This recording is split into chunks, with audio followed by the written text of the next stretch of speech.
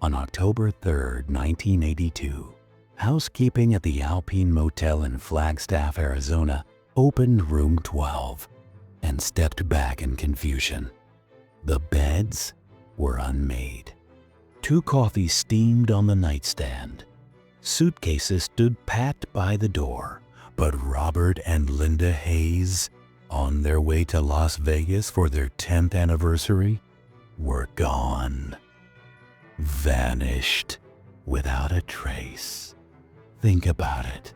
You check into a motel after a 12-hour drive. You hang your coat. You pour coffee. You set your wedding ring on the dresser. You assume you're safe. Just one night, one room. Nothing special. Then you disappear, and everything you left behind stays exactly as you left it, as if you never existed. The Alpine Motel was built in 1953 off old Route 66, a string of cinder block rooms painted sun-bleached yellow. Robert, a high school history teacher, had saved for months for this trip. Linda, a nurse, packed her favorite lavender soap and a half-finished scarf she'd been knitting for Robert's birthday. They checked in at 9:47 p.m. The clerk, Martha Reyes, remembered Linda's laugh, light like wind chimes, and Robert's careful way of placing his keys on the counter. At 7 a.m., Martha knocked. No answer. She used the master key. The room was frozen in time. Coffee cups still warm. Robert's glasses folded neatly on the Bible he'd been reading. Linda's scarf draped over the chair, needles still threaded. But on the bathroom mirror, written in steam that hadn't yet faded, "Don't follow." No signs of struggle. No broken glass. The door was locked from the inside. Even the motel ledger showed they'd never checked out. The investigation lasted 6 weeks. Police reviewed gas station receipts, highway toll logs, even diner security footage. Nothing. Then, in 2005, a geology student named Daniel Cho was mapping erosion patterns in the Painted Desert, 50 miles west. He tripped on something half buried in red sand. A motel key, rusted but legible. Alpine Motel, room 12. The strangest part? The key was warm to the touch, like it had just been used. To this day, room 12 is sealed, but guests in room 11 report the same thing. At exactly 3:17 a.m., they hear 2 coffee cups placed gently on a table.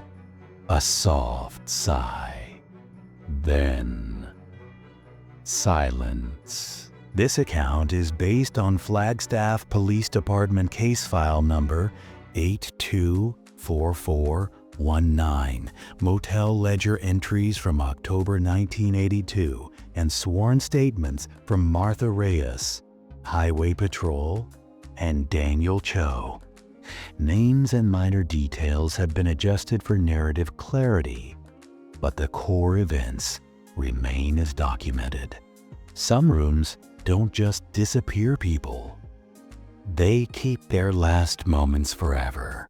Subscribe if you've ever wondered what your room remembers after you leave. The desert outside doesn't care. It swallows sound, time, and memory. The neon sign flickers weakly, vacancy, but no one checks in anymore. Not since 1982. Robert's Bible still lies open. Psalm 23. The Lord is my shepherd. Linda's scarf remains untouched. The needle still threaded. The coffee cups still there, cold now, but once they were warm. The key found in the desert? Buried again. No one dares keep it. Guests say the walls whisper, not words, but breaths. Like someone standing just behind you, watching. At 3:17 a.m., the air in room 11 grows heavy. You feel it before you hear it. The gentle clink of ceramic on wood. Then the sigh. Long, sad, final. And then nothing. The room returns to silence. But you know, you weren't alone. The motel doesn't forget. It waits for the next guest who thinks they're safe, who leaves their keys on the counter and vanishes